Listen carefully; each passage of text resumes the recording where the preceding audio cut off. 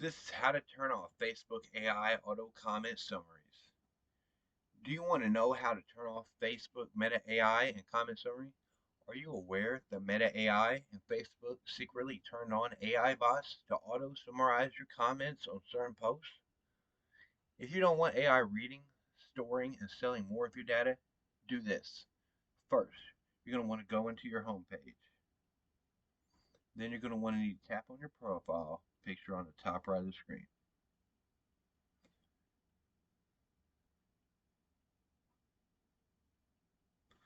Then you're going to scroll down till you see Settings and Privacy tab.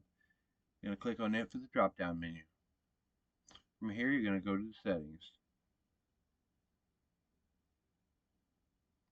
Finally, we're going to scroll down till we see Posts. Under Audience and Visibility, we're going to click on it.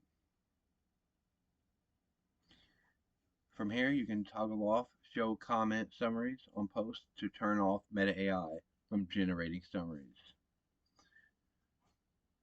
Turn that off.